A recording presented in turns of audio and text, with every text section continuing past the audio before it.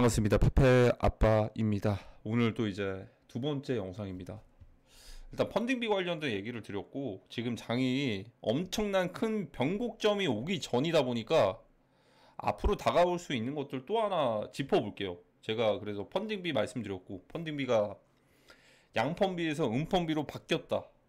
어떻게 보면 아주 빠른 시간 내에 그 방향들이 나올 수가 있다는 거. 예를 들어서 선물 주도적으로 가격들을 올렸다가 이제는 롱 포지션들을 올리면서 롱 포지션들을 진입들을 할 거 아니에요.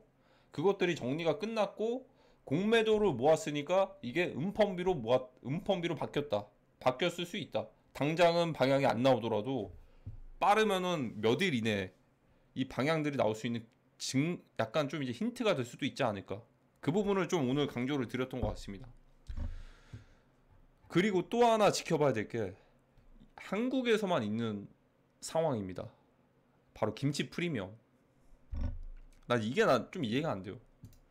올해 김프가 10%까지 붙었다라는 게 과연 투기의 민족이라서 김프가 붙었을까? 저는 빗썸이랑도 관련이 있을 거라고 생각을 하거든요. 어쨌든 중국계 마켓메이커들이 한국 시장을 또다시 겨냥을 하고 있으니까. 거기에다가 스테이블 코인들도 굉장히 비싸졌죠. 10%나 더 얹어가지고 이 환율 좀 10%더 얹어서 매도하는 것 자체가 돈 많은 세력들한테는 엄청난 이득이겠죠. 근데 난 이해가 안 되는 게 올해 김프가 쌓였다는 게 이해가 안 돼요. 예전에 2017년과 21년도 대세적인 불장 사이클 때야, 그때는 이제 금리도 낮았고 돈들도 많이 들어올 수도 있었고, 신규 시장 2017년은 신규 시장, 2020년도에는 양적 완화로 엄청난 유동성의 시장. 그러다 보니까 뭐 여기에 뭐 김프가 뭐 끼는 것 자체에서는 어떠한 것들이 뭔가 개입이 돼가지고 끼어져 있던, 김프가 낀 상태에서 사람들이 들어오던 어느 정도 납득은 됐단 말이죠. 근데 올해 김치 프리미엄이 끼었다는 것 자체가 저는 좀 잘 이해가 되지 않습니다. 여기에 뭔가 숨겨진 비밀들이 있지 않을까라고 생각을 하거든요. 그래서 지금 보통은 이제 21년도, 17년도 김치 프리미엄이 20%, 30%까지 갔을 때가 엄청난 대불장이었다라고도 예상을 합니다. 2017년도에 그랬으니까. 그리고 2021년도에도 그랬으니까. 그리고 2024년. 이제 다음은 김치 프리미엄이 20%, 30%가 가야지만 아직 불장이 아직 시작도 안 했다라고 예상을 할 수도 있게. 뭔가 좀 이제 올해 김치 프리미엄은 뭔가 페이크가 아닐까, 함정이 아닐까, 이런 가능성을 열어두거든요. 자산시장에서 특히나 첫 번째, 두 번째, 세 번째까지 먹여주는 경우는 없거든요. 제가 그냥 간단한 예시로 일단 비트코인으로 먼저 보여드릴게요. 비트코인은 반감기가 되고 나서 올랐습니다. 이러다 보니까 이 세 번까지 안 된다라는 관점에서 좀 꼬이긴 시작하네요. 하지만 그때 가서 또 대비를 해야겠죠. 반감기가 되고 나서 올랐습니다. 그리고 반감기가 되기 전에는 굉장히 가격들이 엄청 올라가고 내려가고 그러지가 않았어요. 2016년에 그랬고요. 반감기 끝나고 올라갔죠. 2020년도에도 엄청 크게 올라가진 않았어요. 그리고 반감기가 끝나고 나서 올라갔죠. 끝나고 나서. 이 굴곡이 보이시나요? 근데 올해는 좀 다르죠. 반감기가 되기도 전에 올라왔다는 거. 이걸 또 생각을 해보니까 또다시 좀 이제 큰 틀을 좀 바꿔야 되나 이런 생각들이 들기는 하는데, 지금은 어쨌든 3월이니까 반감기가 끝나고 나서 올랐다. 물론 긍정적으로 바라보면, 2억 사이클로 바라보면 반감기 되기 전에 그냥 몸집을 키워서 올린 거일 수도 있죠. 어쨌든 반감기가 끝나고 올라가는 거 맞기는 한데, 그전에는 어떻게 보면 손익비가 굉장히 좋았다라는 거죠.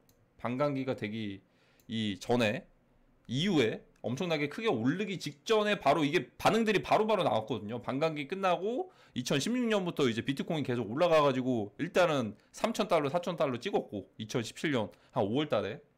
그리고 20년도에도 이제 5월달에 끝나고 나서 좀 이제 횡보 좀 하다가 연말부터 이제 바이든 이제 선거 이제 당선되면서 그때부터 이제 쭉 올라갔죠. 근데 지금은 전혀 다르죠. 반감기가 되기도 전에 올라간다. 그러니까 제가 말씀드리고 싶은 게 이거예요. 세 번째 똑같은 패턴으로 가지는 않는다. 반감기가 되기 전에 올라가고 있습니다, 지금. 그래서 일단 어떻게 보면 단기적으로 이게 단기적인 고점이 될 수도 있는 거예요. 이게 단기적으로 반감기가 얼마 안 남았으니까. 그리고 완전 최근입니다. 그냥 몇 일 전이에요. 제가 본코인 관련돼서 말씀드렸잖아요. 다크팜이라는 아티스트 비프를 대체하는 2024년에 솔라나 아니면 프리세일, 이 아티스트들이 돈을 벌 수도 있구나라는 걸 이제 알려줬던, 솔라나가 1만 개 가까이 모금이 됐습니다. 프리세일이. 그리고 이 봄코인이 100배 이상 상승을 했어요. 그러다 보니까 프리세일 메타가 이때부터 시작이 됐습니다. 근데 저는 그 전에도 말씀드린 것처럼 솔라나는 예행 연습이라고 말씀드렸죠. 진짜는 이더리움이니까. 그리고 나서 사람들이 찾는 거예요. 이게 첫 번째로 실행이 됐던 거예요. 그래서 우리 프리세일 참여해보자, 프리세일 다른 것들 찾아보자, 제2의 본코인을 찾아보자라는 움직임들이 나왔습니다. 그러다 보니까 정말 본코인은 한 1, 20억밖에 안 모였는데 200억, 300억씩 모이는 프로젝트들이 나타납니다. 가장 먼저 시장에서 반응을 해줬던 게 바로 슬러프예요. 이것 또한 정말 아이러니한 게 뭐냐면, 봄코인처럼 프리세일로 받아가지고 이득을 낼 거라는 기대감 때문에 프리세일을 참여를 했었는데, 슬러프는 150억에서 180억 그 사이에 엄청 큰 금액들이 모금이 됐어요. 봄코인보다 더 많이요. 그만큼 기대감이 높아진 거죠. 근데 오히려 프리세일 참여자들에게 그 클레임을 해줘야 될 토큰들을 소각을 해버렸어요. 실수인지 일부러인지 모르겠지만. 그러다 보니까 이 기대감 가지고서 들어갔던 사람들은 오히려 그냥 구경만 했어야 됐고, 오히려 덱스툴의 LP에다가 유동성 풀에다가 공급을 했던 물량들의 완전 자체적인 민코인이 돼버렸습니다. 슬로프가. 그리고 슬로프가 상장 펌핑으로 엄청나게 크게 올랐죠. 상장 펌핑으로 두 번 고점을 찍고서. 그러다 보니까 사람들이 또다시 깨닫습니다. 아, 이거 덱스 유동성 풀에 먼저 공급들이 되면은 이게 오르는구나. 그럼 다른 이제 슬로프처럼 물량들이 많이 모인 프리세일 프로젝트 없을까? 그게 바로 세 번째가 이 스몰입니다. 스몰. 이 스몰 코인. 얘는 한 300억이 모였어요. 그러다 보니까 이 사례들이 있을 거죠. 아, 슬러프 보니까 아, 이거 얘네도 이 프리세일 물량들 안 줄 수도 있겠는데? 실제로 이거 좀 지연이 됐어요. 이 개발자가 LP에다가 유동성 풀에다가 이제 물량 공급하는 법도 몰랐던 거예요. 그 질문을 하고 있는 거죠. 정말 아이러니한 상황이에요. 이게 뭐 개콘이 따로 없어요. 이게 너무 어이가 없어가지고. 그러다 보니까 또다시 또 이제 생각들을 하는 거죠. 아, 이거 얘네 프리세일 이거 물량들 지연될 수도 있으니까 슬러프 코인 보니까 덱스에다가 유동성 풀에다가 공급되고 나서 올랐네? 이거 무조건 스몰 코인 덱스 참전해야겠다라는 그런 학습을 시켜준 거죠. 그러면 스몰 어떻게 됐을까요? 오히려 덤핑했습니다. 이게 말이 되시나요?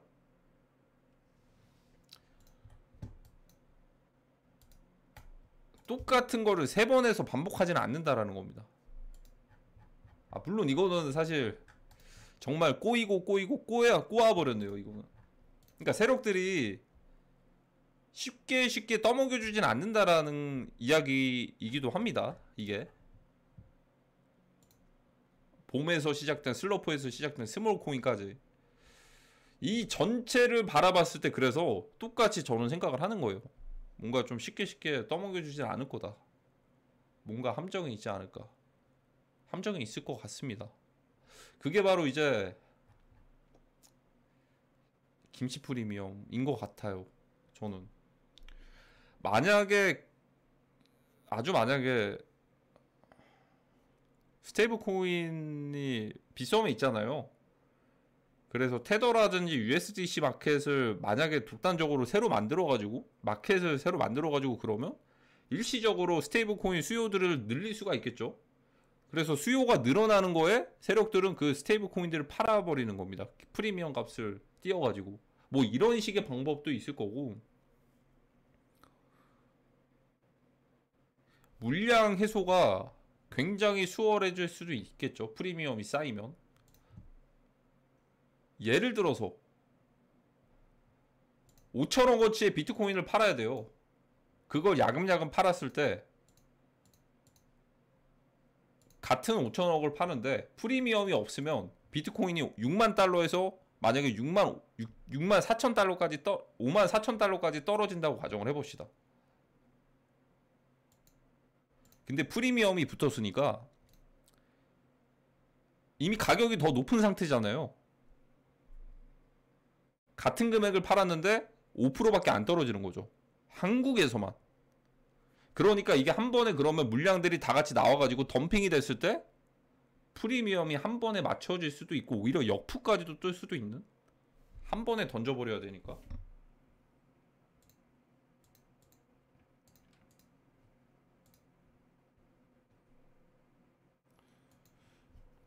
그렇게 되면은 일단 원화를 가지고 있을 거 아니에요. 만약에 그렇게 된다면 한 번에 차익 실현을 한다면 세력들이 만약에 비썸이든 뭐 이렇게 팔면은 원화를 가지고 있을 것 같은데, 원화라든지 아니면 그걸 그대로 가지고 있으면 원화 가치가 어떤 일들이 벌어질 수도 있죠. 저도 이게 딱 확답을 드려서 말하기에는 좀 어려운 것도 있는 것 같아요. 그러니까 이럴 수도 있다. 저는 그래서 비밀이 김치 프리미엄에 있는 것 같거든요. 제 주관적인 생각인데, 그러니까 원래 같았으면 1000억치의 물량을 팔았을 때 비트코인이 2%가 떨어집니다. 근데 이미 프리미엄이 쌓여 있으니까 한국 기준으로는 1%밖에 안 떨어져요. 그러면 이게 더 커진다고 생각을 해봅시다. 1조 단위를 팔려고 하는데 원래였으면 비트코인이 외국에서 달러 기준으로 10%가 떨어지는데 김프가 껴있으니까 물량들을 더 유동성 출구처럼 물량들을 팔 수 있는 그런 것들이, 공간들이 더 이제 넓어진 거죠. 프리미엄이 쌓여 있으니까. 그러니까 원래 같았으면 10%가 떨어질 거 해외 달러에서 10% 떨어질 게 얘네는 한 7, 8%. 같은 금액들이 어쨌든 프리미엄이 쌓여 있으니까 이게 역푸가 되기 전 상황까지 물량들을 더 수월하게 정리할 수도 있지 않을까. 이런 고민들. 정답은 없겠지만 저는 이것도 가능성이 있다라고 생각을 합니다. 그러면 그렇게 됐을 때 정말 극단적인 4월달, 5월달, 6월달은 패닉의 상황이 나올 수도 있는 건데 아직까지는 그런 조짐들은 없으니까. 근데 저는 하나 확실한 건